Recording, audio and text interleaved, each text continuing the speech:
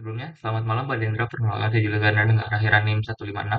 Di sini saya akan mempresentasikan hasil dari analisa agile saya yang berjudul transformasi agile dari catatan manual ke ekosistem digital dengan studi kasus penerapan metodologi Scrum pada pengembangan si pinjam, sistem pinjaman buku perpustakaan mini. Di sini ada kalkulator. Mengapa si pinjam dibutuhkan? Nah, di manajemen manual ini ada tiga kesalahan yang lumayan rentan. Yang pertama tentang kesalahan, yaitu pencatatan manual di buku besar sehingga tidak akurat. Yang kedua ada resiko kehilangan data, riwayat peminjaman rentan, rusak atau hilang. Dan yang ketiga, kurangnya visibilitas, sulit melacak status buku secara real time. Di si pinjam ini, kita memiliki juga beberapa ini. Yang pertama ada aksesibilitas cepat, kemudahan untuk pencarian buku katalog.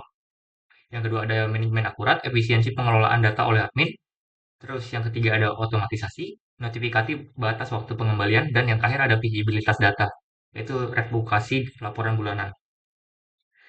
Selanjutnya ada ekosistem penggunaan gandasi pinjam. Nah, di sini ada mahasiswa dan juga admin ya. Nah, dari mahasiswa ini melakukan permintaan apa? Peminjaman masuk ke sistem si pinjam. Lalu agresi datanya masuk ke administrator, administrator update katalog ke sistem si pinjam ini. Lalu notifikasi jatuh tempo akan muncul di mahasiswa seperti itu, Pak. Mahasiswa bisa mencari download buku, meminjam buku, mengembalikan buku, dan mengulas buku. Sedangkan admin bisa menambah dan mengedit buku, lalu mengatur batas pinjaman, mengelola anggota, dan juga mengevaluasi laporan.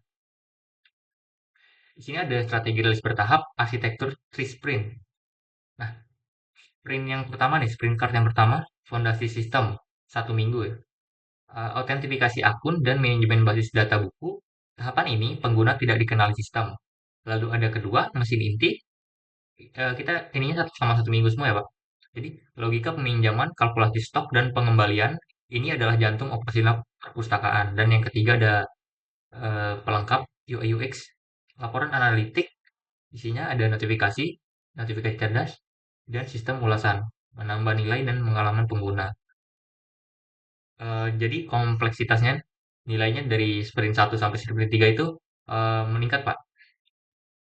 Selanjutnya ada memetakan kompleksitas, backlog dan skala prioritas. Jadi di sini ada dari mahasiswa dulu ya. Dari low prioritas itu ada riwayat dan juga ulasan. Lalu di mediumnya ada kembalikan buku dan notifikasi batas. Dan high priority-nya ada registrasi, login, lihat buku, cari, pinjam, dan juga status. Untuk di Android sendiri, low prioritasnya ada buku terpopuler, lalu medium prioritasnya ada laporan rekap, keanggotaan, lalu atur batas, dan notifikasi telat. Dan high prioritasnya ada tambah buku, edit atau hapus buku, dan lihat peminjaman. Jadi bisa melihat siapa aja yang minjam dan tenggat waktu gitu-gitu, Pak. Ya, selanjutnya ada eksekusi sprint 1, membangun fondasi sistem. Pengguna dapat mendaftar, login, dan melihat katalog. Admin dapat mengelola entitas buku. Di sini ada key blocker dan solusinya.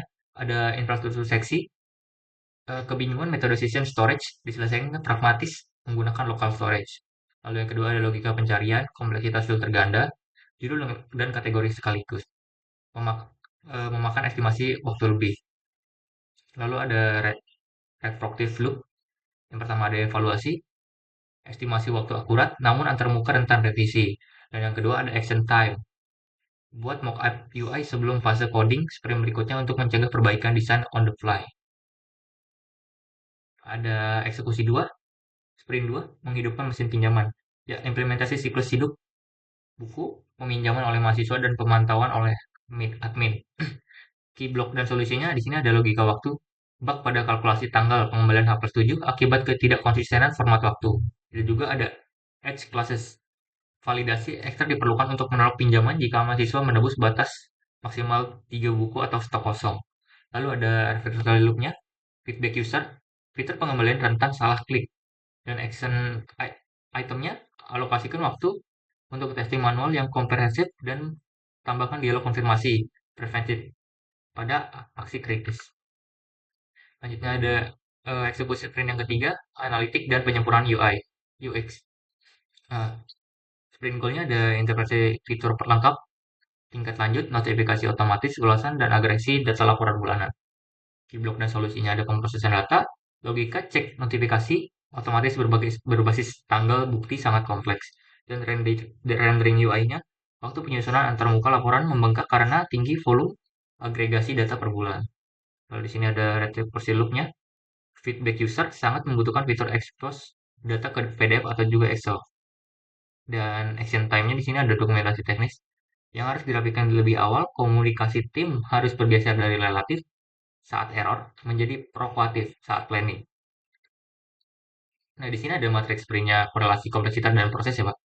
Di fokus areanya, sprint satu itu fondasi basis data, di sprint 2 ada logika inti transaksi, dan sprint 3 sistem pelengkap dan analitik. Lalu di beban eksekusinya 12 poin, yang sprint 2 14 poin, dan sprint 3 15 poin. Di karakteristik sendiri, sprint satu memiliki isu infrastruktur penyimpanan sesi, di sprint 2 ada isu logika bisnis, dan sprint 3 ada isu skalabilitas. Dan yang terakhir ada fokus retrospektif. Di sprint satu ada perbaikan workflow, sprint 2 perbaikan kualitas, dan sprint 3 perbaikan komunikasi. Nah, di sini ada detak jantung agile, proses adaptasi harian. Yang pertama tuh, di hari kedua identifikasi sprint satu. Problemnya, kebingungan management. Adaptasinya, keputusan pragmatis menggunakan local storage agar proses login tidak terhenti. Lalu yang kedua ada adaptasi di sprint 2 hari ketiga. Problemnya, celah pada batas maksimal peminjaman. Adaptasinya, segera menambahkan layer validasi instan saat upaya peminjaman buku keempat dieksekusi. Dan implementasinya yang ketiga, sprint 3 hari kedua, problemnya overload, data pada tampilan tabel laporan. Adaptasinya ada rekonstruksi UI laporan on the fly agar data agregasi bulanan tetap dibaca oleh admin. Mungkin sekian presentasi dari saya, Bapak. Terima kasih. Mohon maaf jika ada kesalahan. Assalamualaikum warahmatullahi wabarakatuh.